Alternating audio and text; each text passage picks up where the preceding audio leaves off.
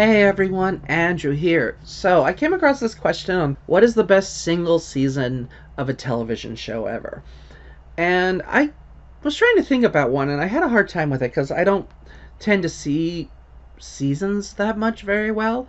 Like, I tend to view shows as a whole thing, if not too many where I'm like, oh, this certain season stands out or that certain season stands out. Like, there's a couple, like, I would point out Buffy the Vampire Slayer Season 3, Angel Season 5, the first season of Charmed. But to look at it and be like, okay, what is the one where it's like the best season of television ever made, where this is just this perfect encapsulation of a television show and a season and an arc and a journey. The one that came to my mind first, and the one that came to me mind the most strongest, was the third season of the animated Reboot series from the 90s. Reboot was the very first CGI television show made back in 1990s.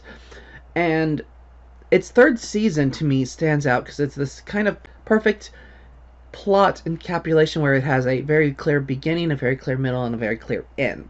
And you get to see this entire journey and this entire arc. And it is just this amazing journey that we get to go on that no one was really doing at that time, let alone even now, really. Because you gotta remember, this was made in the 90s. Like, a show with an overarching arc that actually affected every episode was almost unheard of. Every show back then was episodic. It was like, we'll do this adventure, then we'll do this adventure. And then maybe at the end there would be like a 2-part episode, and that was the thing. But they really wanted you to be like, oh, I can just watch any episode and I'll know what's going on. So doing an overarching plot was unusual, and then you get this one, and it's just so epic in its storytelling. And it's very surprising, especially for a kids show of that time frame. Shoot, there's not too many kids shows nowadays that would do an arc this big or this hard. But can I really say that a kids show is one of the best seasons of a television show ever made? And with Reboot, I can very much try and make that argument. I'm going to try and do that today. We're going to talk a little bit about Reboot Season 3 and the series overall, and go into why I think this is such a landmark season for a television show. So Reboot was a animated CGI television show from 1994. It was one of the very first CGI animated television shows. And you can definitely tell with like the first season and some of the second season, like how rough it is and how badly done some of that early stuff is. It does lead to this very kind of blocky, odd looking thing, especially if you compare it to modern stuff. But at the time, it was the first, it was groundbreaking, it did stuff that no other show had ever really done. I think with like season 3 and 4, you get to a point where it's actually decently quality, where you can get a little bit over how bad the CGI has aged. But the story basically is this. It's like the entire story takes place inside of a computer. This was back in 1994. So this was pre-Windows 95. Like, this was, like, you had maybe the Lisa and a couple other ones, but majority of people that had computers had the old school, everything is text computers, where it's all entering code and no, user interface like we're used to now. Inside of this computer is this city known as the mainframe. Basically, inside the mainframe is a whole bunch of beings, a whole bunch of sprites that are in the city trying to live, trying to survive, but they are under near constant threat from different things. Their major threat that they have are these two viruses that are in parts of the city known as Megabyte and Hexadecimal. They are siblings, brother and sister. Both were one virus that split into two, but that's a whole thing from season 4 that we don't need to talk about at all. So you have Megabyte, who's the main threat, who's this very conniving, very intelligent, very menacing, dangerous person who wants power and control. My format, virus. To corrupt and conquer. He's very much a Lex Luthor type. And then you have Hexadecimal, who is this female character who is has all these different masks that she can shift to with a wave of her hand. So she has completely erratic, different personalities, and she's all about causing chaos and damage and just... Oh, my turn. Let's turn it around and point it at the principal office. So she's basically the Joker. So to protect the city, the central computer, the main part that all of these computers are all connected to, sent a guardian to be the protector of the series, and they spin a guardian named Bob. My format, Guardian. To mend and defend. And Bob is this very heroic, very good guy, always does the right thing character, and he has a little tool with him called Glitch, which is basically an all-purpose tool that can do pretty much anything that he wants, but it'll give him, information on what's going on, give him a laser, give him different handsaws. At one point, he got an electric guitar to do a guitar battle with. Glitch, BFG.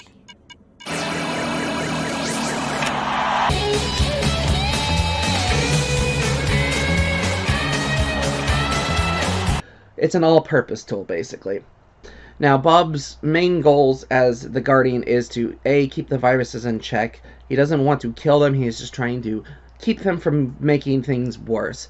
And the other main threat to this system, besides the viruses themselves, is these things known as the game cubes. Anytime that the user, the person running the computer, plays a game, or another user from another system plays a game, a big purple cube will lower itself into the mainframe system. Warning, incoming game. Warning, incoming game. Basically, anything that's in that space that the game cube lands in is trapped inside this game. If the user wins the game, everything that was inside that cube gets deleted. So Bob's primary goal, besides stopping the viruses, is to help ensure that the mainframe survives and that they win these games against the user. Bob and his allies will travel into these games, and they will use a technique known as rebooting, where basically they have these little badges that are representative of their code, and you would double tap on it, and it would transform you into a sprite in the game, allowing you to have a chance to stop the user from winning said game. Which, this makes way more sense when you remember how, hard games used to be in the early 90s. Winning games was actually really hard back then. And he and a bunch of his friends team together to fight against these forces. So, his main allies is, you have Fong, who is basically the mayor of the city. He's in charge of the principal's office, which is the main central hub of the mainframe computer. Principal Office Airlines at your service.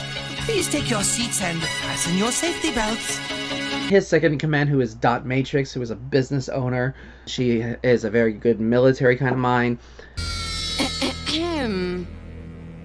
Megabyte, I suggest you leave. She also is the main love interest for Bob. You're alpha numeric.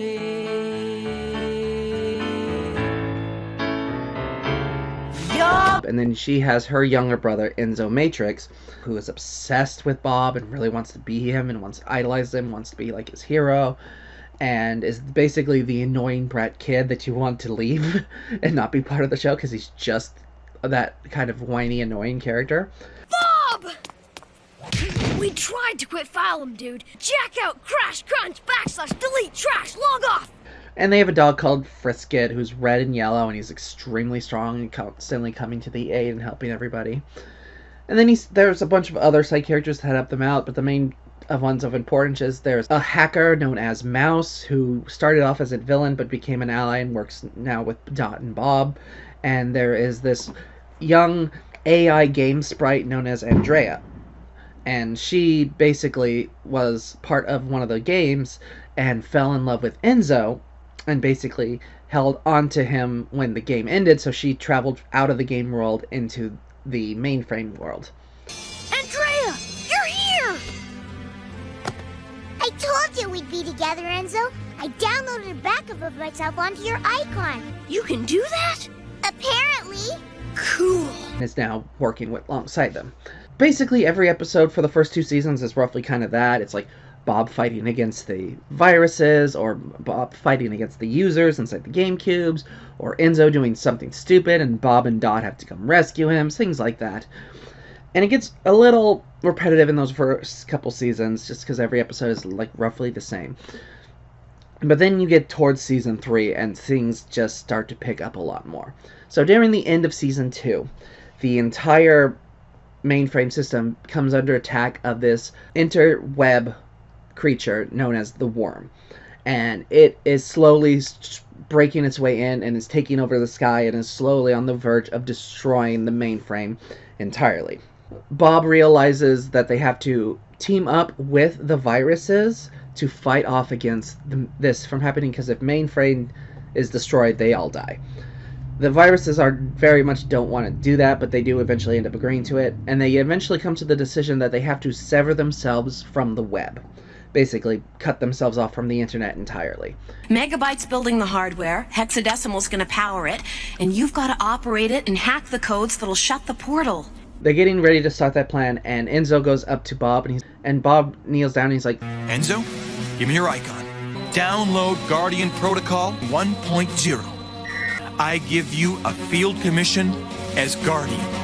Should anything happen to me, I am charging you with defense of this system. Thanks, Bob! No, Enzo, you've really earned this. You will be transferred to the supercomputer to attend the academy and become a full-fledged Guardian. I know you'll make me proud.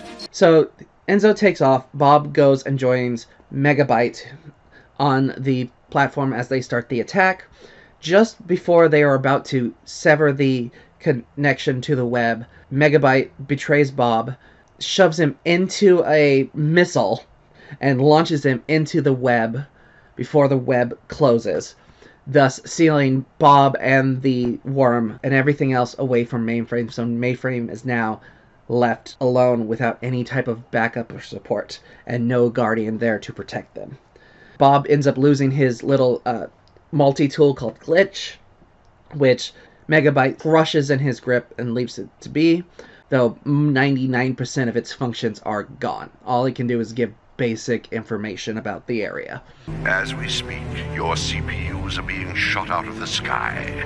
Drop all defenses on the principal office. And welcome to Mega Frame. I love it when he talks like that. And they're like, what do? We have no Guardian to go fight it. Your Guardian is lost. Mainframe is ours. Wrong! We do have a Guardian! Remember what Bob said. I am Guardian Matrix, charged with defending this system. 2 viruses take over my home? I don't think so! Immediately, pretty much after this horrific separating themselves from the net and all that, a GameCube starts to appear in the city.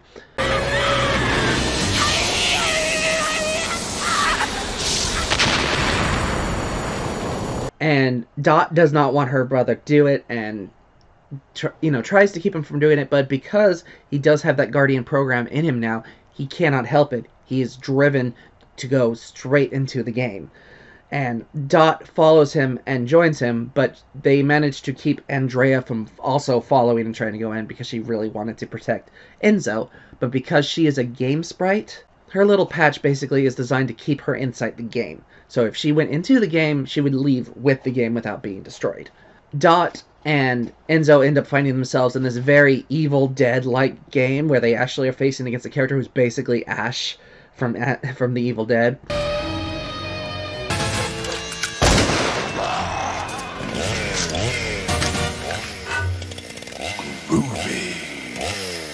And they manage to fight and defeat him and thus protect themselves. But now they are stuck in the city with 2 viruses that are very dangerous, and they have to try and figure out how they're going to fight against this.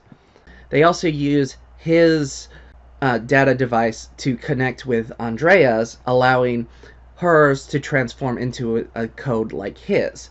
But it also gives him the ability to transform his code into a code like hers. So Andrea and Enzo end up going into games, trying to protect the people that are in there, trying to overthrow the users and protect the people that are trapped in there. And most of the people from the cities do not believe in Enzo in this situation because he is a child. And it's like, we need a real person, we need a real man, we need a, Bob.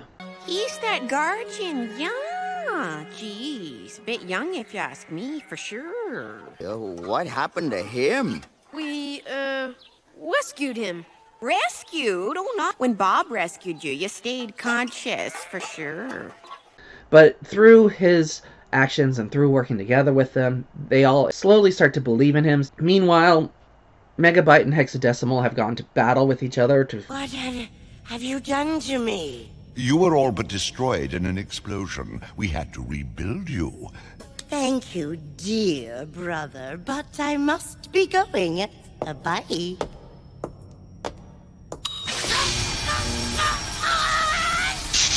Excellent, Herr Doctor. Kazi, it's about time. Where have you been? And she goes into hiding. Megabyte then focuses attentions on the Principal Center, trying to take over it, and Dot and Mouse come up with this idea of creating a firewall that will literally separate Megabyte's section of the city from the rest of the city. And it actually does seem to work, and you get this lovely entrance for it where it's basically very James Bond-esque, singing about the firewall.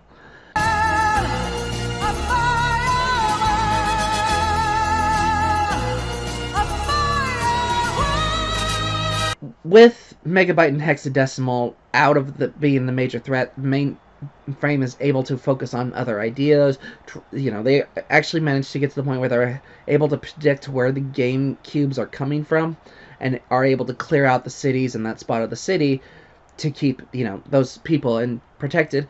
But Enzo and Andrea still have to go into the games and try to win. Because even if there's no people in there, if the user wins, that part of the city becomes damaged or destroyed. So Enzo, Frisket, and Andrea end up in this very Mortal Kombat demon fighting game, where they're fighting against a guy who's basically chosen the boss character of this devil-like person. And Enzo has Andrea and Frisket pick two characters to choose while he tries to beat the system and get into a person, because it is basically a random select. The user only has to beat 5 opponents to win the game. So, what's the problem? There are 12 to choose from. What happens if we reboot and don't get picked? We won't be able to defeat the user. We're not in control here. So he has to try and time it right to get the right character, and he ends up becoming this Scorpion from Mortal Kombat-like character. He gets into a fight with this devil character, but it becomes very clear that no matter how hard he tries, he's not going to win this fight, that he is outclassed and outbeaten. So much so that the devil character ends up causing him to have a slice on his eye, and through his good working eye, he looks at Andrea, and they both know that there is no chance of them winning this game, and that the only way they can survive is to change their format. So all three of them tap the little discus and turn into the game AI mode. The user wins the fight, and the GameCube leaps into the sky, and it announces itself. And so Dot hears the Game over. Get ready. The user wins. And Dot just slowly realizes that her brother is probably dead. Enzo. No.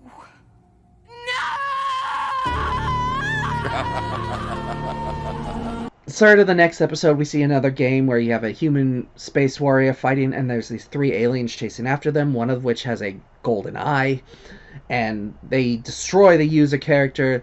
We then see a GameCube in this desolated, nearly destroyed world raise up, and out step 3 characters that are familiar, but quite not.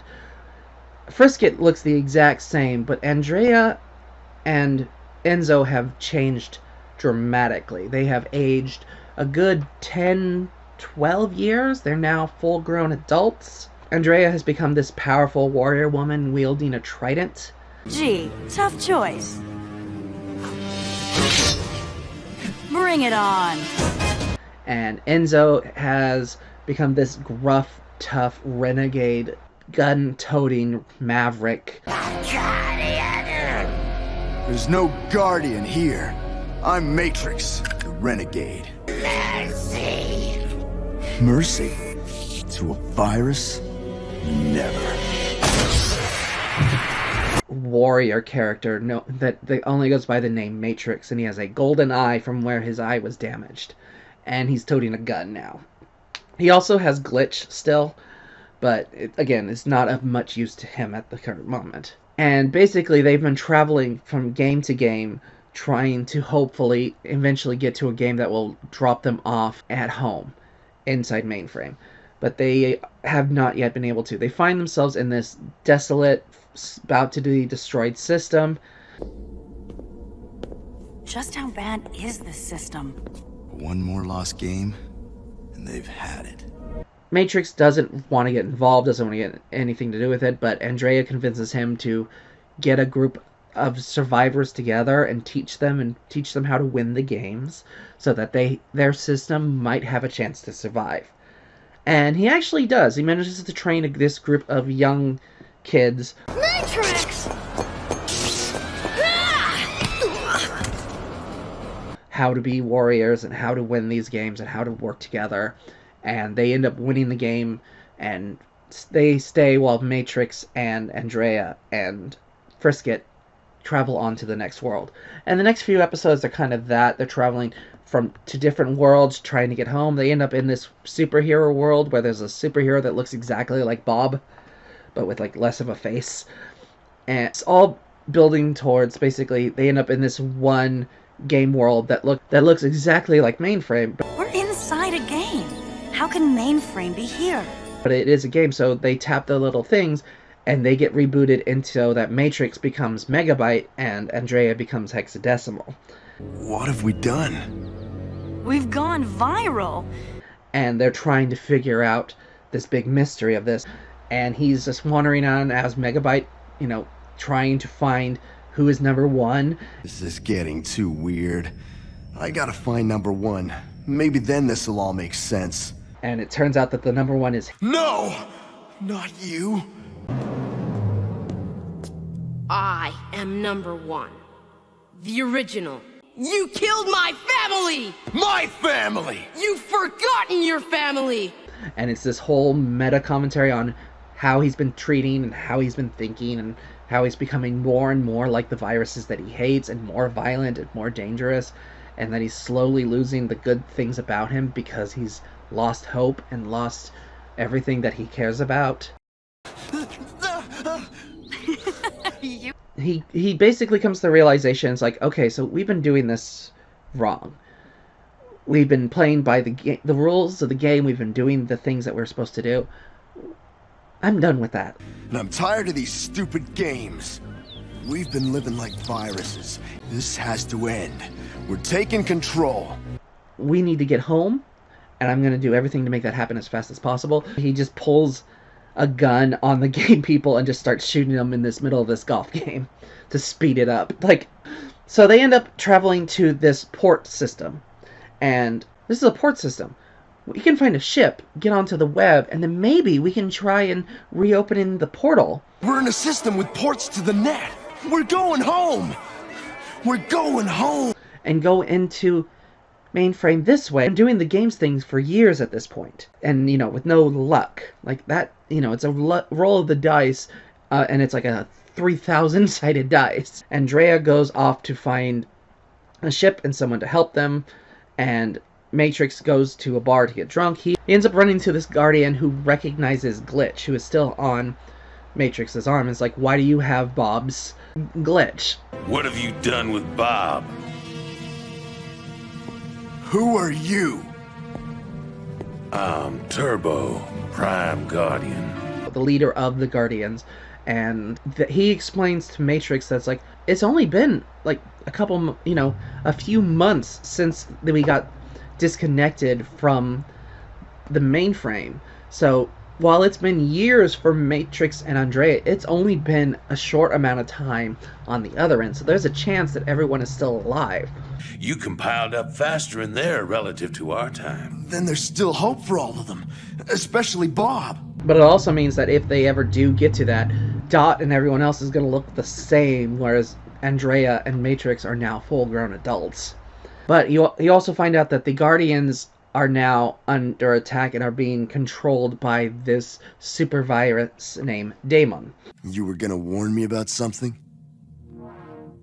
This. Daemon. She's infected the entire Guardian collective. except for you and Bob. And that even Turbo, who was the leader, has been infected by it, but he is fighting against it. His only hope was to find Bob. That Bob had a protocol in him that would help defeat this virus. Turbo and Matrix end up getting into this fight against a bunch of these Guardians that they managed to win.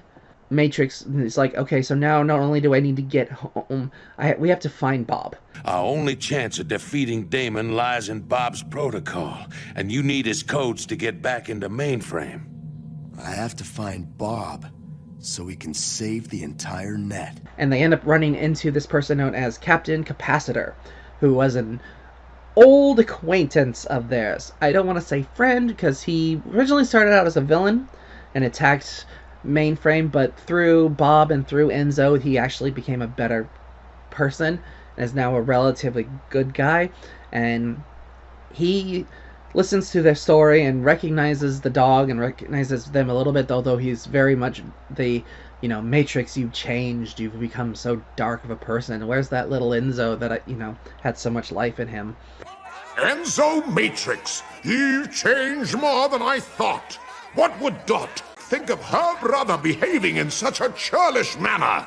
It's like, I would love to help you and, to do this, but my entire crew has been captured and is being held prisoner. So Andrea and Matrix decide that they're going to break into the prison and free everybody.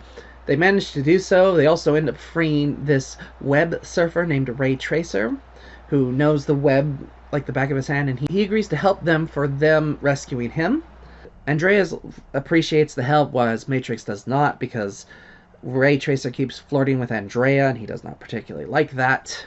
So basically, all of them are aboard Captain Capacitor's ship, and they travel into the web, searching to find Bob and the way back into mainframe.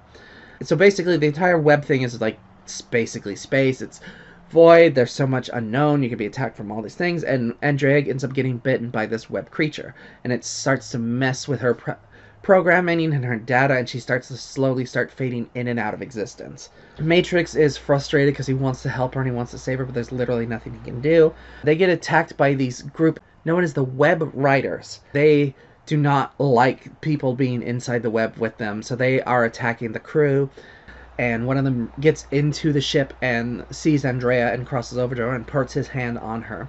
And Matrix is there and has the gun, is about ready to shoot, but then puts it away and waits. And Andrea looks up at him and goes, "Oh, Bob, we found you." Web Rider turns, removes his helmet, and it's Bob. You just can't talk in these things. Bob! Whoa! I think you're a little too big for that. And he has survived in the web by taking on the Web Rider and wearing their clothes and learning their ways. He agrees to join them and go back to mainframe and fight alongside them. He said, basically, he's like, I've tried to get into mainframe before, but there's a whole bunch of things there, and Mouse, the hacker friend of ours, set up a whole bunch of traps to keep people from being able to get in there. Mouse? We might have stood a chance against the Guardians. But Mouse? I know. This is bad. Very bad. Matrix is having a really hard time being around Bob because of who he's become and all the darkness in him, and his tendency to lean towards violence when Bob was very much towards hope and kindness and doing the right thing.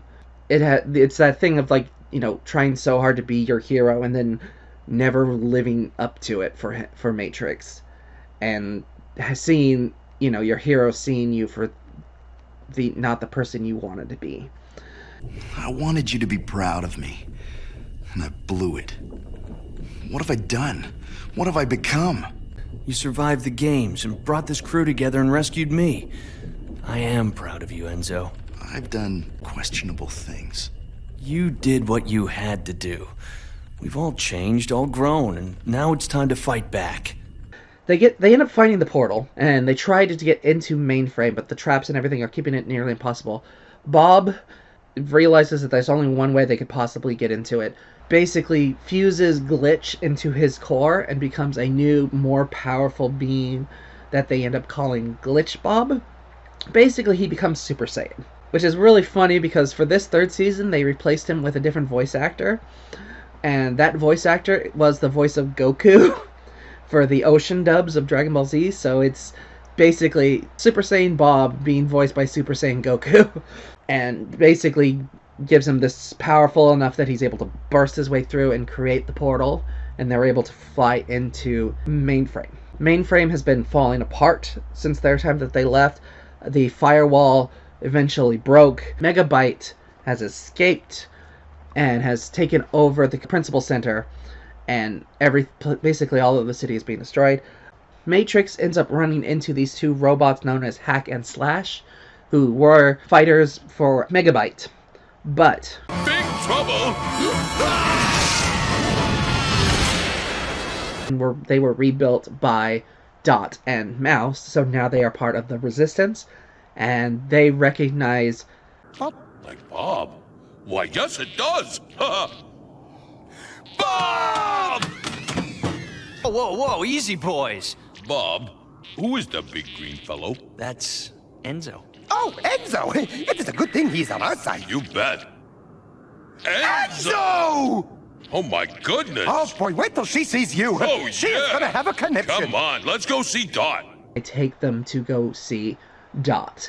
And Dot has this beautiful moment of, seeing that her brother is alive. We have brought you a surprise! Yes, a very big surprise. Huge.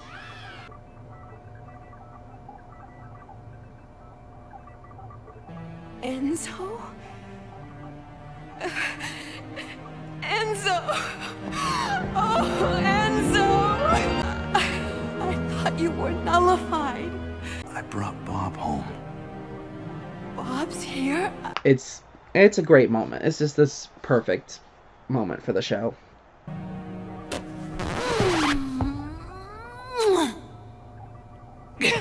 Nice to see you too, Mouse.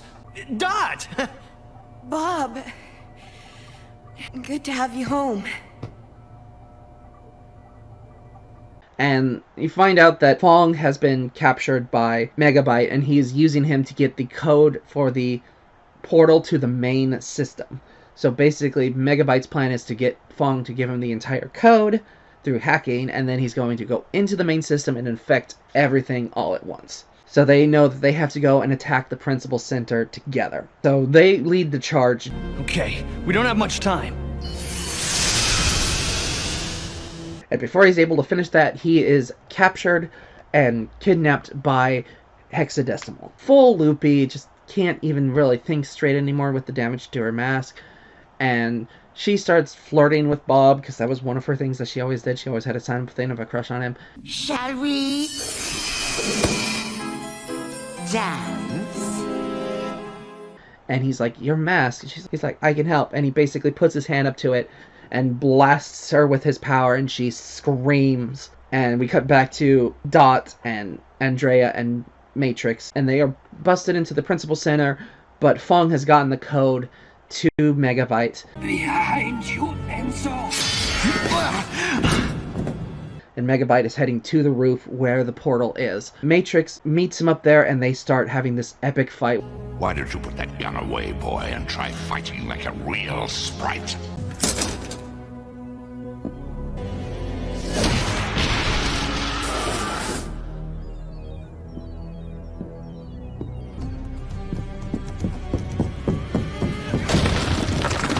Andrea tosses Matrix her trident, and he fights off Megabyte with that, and he ends up actually getting the win and has Megabyte underneath the trident in full loss.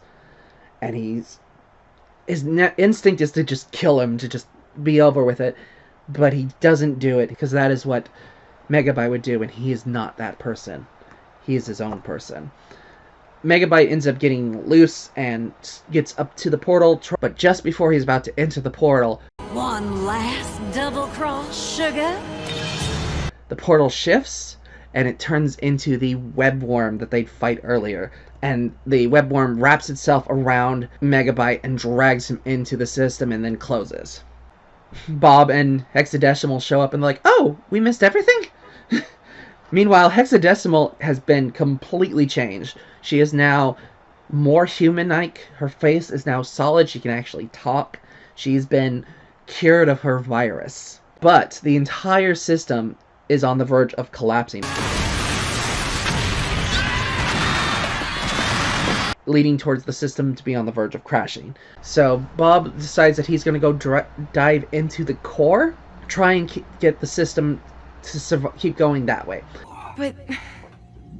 well, no one can survive prolonged exposure to the core. I can. I think. So they have to get everyone in the city into the principal center, because that, if they can keep that part alive, there's a chance that they can rebuild the city from scratch. So now they all travel out trying to get every single person, every single sprite that they can into the principal's office to try and save as many people as they can. And Matrix, is going around trying to get people, and he ends up running into this older guy that doesn't want to go, and he reveals that I'm Enzo. It's like, no, Enzo was a boy, and, he was not you, and Matrix explains exactly what happens, and he taps his little device, turning it from the Guardian symbol into the AI symbol, and he ends up getting the guy, and they get to the system.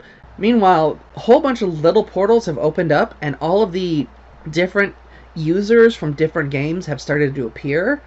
And one of them ends up being the big devil character that damaged Matrix. So he gets a second round against that guy, and he ends up winning wholeheartedly. And the entire system just kind of crashes around them, and we...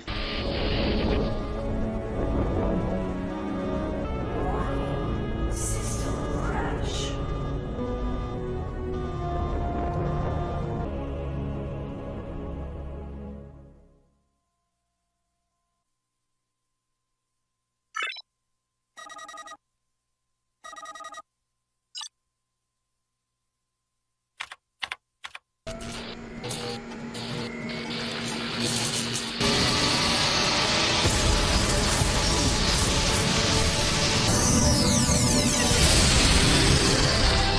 And everything comes back, everything is rebuilt to the glorious, beautiful spot it was before even, the web virus showed up. Everyone survived. And one of the weird things that happens is that because Matrix had his thing set for the AI sprite, it didn't acknowledge that he was there, so it created a young Enzo again. So now there's a little kid Enzo along with adult Matrix. And then it cuts to all of them in a theater, and the sprites of the show put on a dramatic 5-minute opera that is literally the entire season retold as a high drama opera. And it is amazing. It is legitimately amazing. When at last the pair of us were finally reunited, guys, our shouts of joy did blare because we really were delighted, guys. I think that, to me alone, is a way you could say, why is this season so amazing? It's because the entire season ends with them doing an operatic recover of what the entire season was, and it's just as interesting and just as engaging as the entire season we just watched. It's just this legitimately amazing, cool, great way to end this show, and tells you how great this arc is. Because this arc itself is not super long. It's 14 half-hour episodes, but it has a very clear beginning and a very clear end, and has this really great arc, and it does leave stuff open for another season. But it's if this is where the show had ended, I think we all would have been a bit happier, because that was just... it felt like the right, complete ending for this. And then leads into what Season 4 was, which, unfortunately, was a mess. Season 4, they only got, 7 episodes, and it ends on a really bad cliffhanger. And we never really get a resolution to that. We also then got a weird spin-off show that was in 2020, called The Guardian Code, which was live action, and the only connection it had to this series in any way was that the main villain was called Megabyte. It hints at what the next seasons could be, because you have Daemon. It's the word. Impossible. Show me. Do they suffer needlessly when the word is inevitable? Bob, who's supposed to help save everyone. And then there's the stuff at the end with there being a young Enzo, which they go way more into in the next season. Which I really like the fact that in the 4th season, young Enzo is actually more interested in being like his older self than being like Bob, until he realizes how broken of a person his older self kind of is, and then chooses to be the kinder, nicer person that he is at that age. And that ends up working because that's how, his kindness towards Hexadecimal ends up saving the universe. Having Hexadecimal be cured and all that was like, that was interesting. It never got really delved into quite enough, but it worked out overall. I could say all the things that I was disappointed by with the 4th season. There's a lot of stuff that they tried to answer, but they just never really got a lot of chance or a lot of time to do it. With the 3rd season alone, you can look at that as an entire arc by itself. As a beginning, a middle, and end, it has a very good arc. It has drama, it has characters, it has stake, it has growth. First 2 seasons are the Bob adventures. They are Bob doing things. Season 3 is Enzo's journey. It's about him starting out as the annoying kid who's been given a responsibility that he is not capable of doing, but desperately wants to do. He tries his hardest, and he works at it, and he tries to be a good guardian, and to save these people, and to be the best version of Bob that he can be. And he just falls short. He gets into a fight that he cannot win. Then him getting lost into the unknown and becoming this colder, hardened person who now only sees things as battle, and having to his first instinct to any situation to respond in violence. And then his fall down into darkness, and him trying to balance between the darkness in his soul and the weight of his loss and the weight of his failure, and trying to stay a good person while having so much darkness and anger inside of him that leads him to be more brash and violent and dangerous. Like, honestly, if Andrea and Frisket hadn't been there with him, he probably would have lost. He would have been full, bad guy, shoot everyone, not worry about anyone but himself kind of character. And then constantly running into people that knew him from when he was younger and trying to be like, we miss the old you when you were nice and kind, and which is an overarching arc to the thing that drove me nuts when you watch it, because you're like, because Matrix is a great character. Enzo was an annoying brat. Matrix is a great character. Like, he has a great journey and great arc, and like every time they bring up they wish he was more like Enzo, I kind of want to slap those characters in the face. Like, no. And Enzo was a child that thought everything was gumdrops and roses. Of course he was all heart. That's all he had. And then to get to that final arc and to see him face his fears and then to not only overcome them, but to choose to be better. To, have the death kill. To have the ability to kill this character that screwed his life up so much.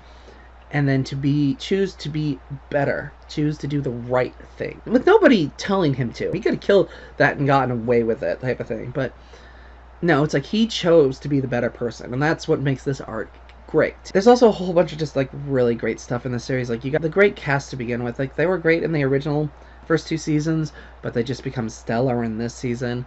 I also like the fact that they end up making Bob this like superhero character, this Super Saiyan level thing, and he doesn't end up doing that much. Like, he's sidelined for almost the entire chunk. Bob! So, what'd I miss? He's not the main character anymore. He's the MacGuffin for part of it. He's the only thing that'll get them through this.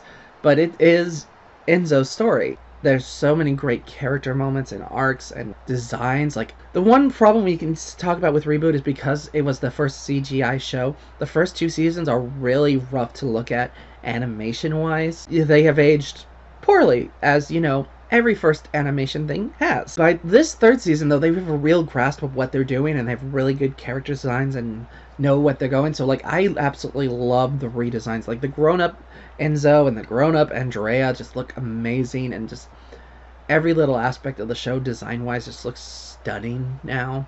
Getting to see these different worlds and these different characters and seeing how the universe is done. And it's one of those things, like, when I was re-going through all of this and looking at each of the episodes and talking about it, I did not remember how short the actual game hopping sections were, because that is like 3 episodes. They go to like the desolate planet, the superhero planet, and then the dream planet, and that's it. And I was like, I felt like that was a bigger arc when I watched it the first time. but you feel the weight of the characters. Like, you feel their struggle. You feel like, oh, they've been doing this for so long, and they're so tired. Went very adult for its tone and its style in this. Like, main character is using a gun and shooting people.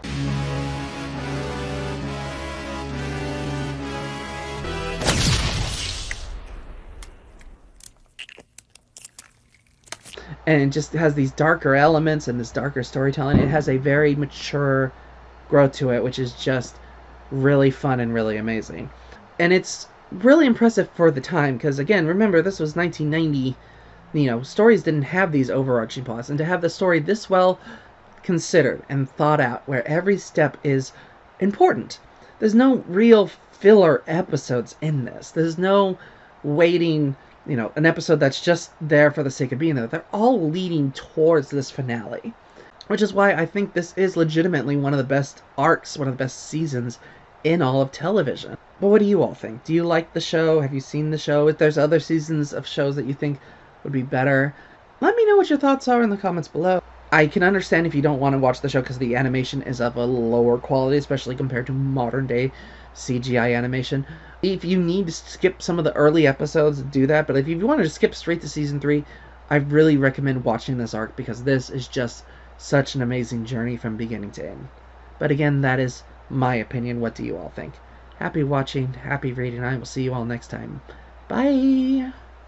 His chances for survival shrink from small to infinitesimal. His chances for survival shrink from small to infinitesimal. His chances for survival shrink from small to infinitesimal.